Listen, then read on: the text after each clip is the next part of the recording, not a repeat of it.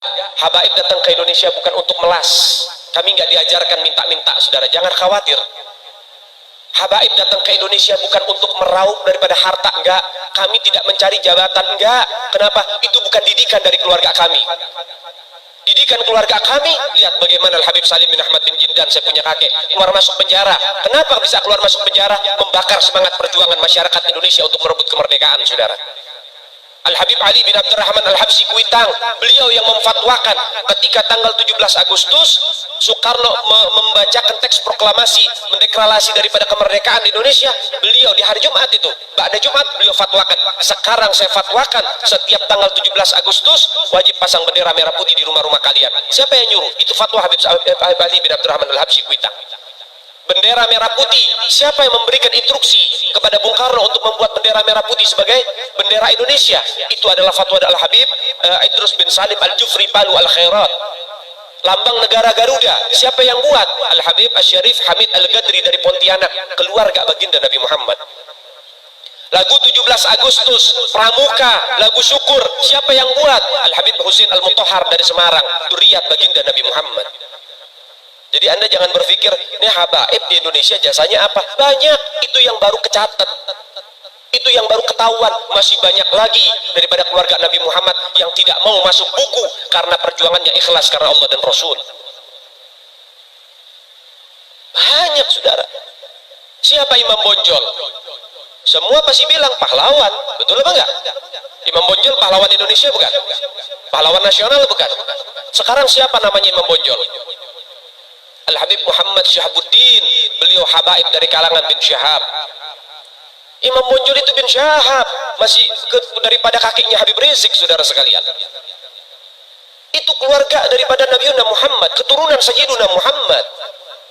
Banyak lagi dari kalangan para dzurriyyah Nabi Muhammad SAW yang jasanya besar di Indonesia, tapi kita nggak ada yang tahu. Kenapa? Karena itu kami nggak cari popularitas. Kami nggak cari madah pujian, kami nggak cari tempat kedudukan, yang kami cari ridho Allah dan Rasulnya. Sehingga hal ini perlu diungkap, saudara sekalian. Bagaimana keluarga Nabi Muhammad jasanya besar, dan umat ini harus dihubungkan kembali dan dieratkan kembali kepada keluarga baginda Nabi Muhammad. Ini akhir zaman, kita semua melihat kok bagaimana gencar-gencarnya di media sosial apa upaya untuk supaya memisahkan umat Islam dengan keluarga baginda Nabi Muhammad. Upaya keras supaya habaib dibenci ada di Indonesia.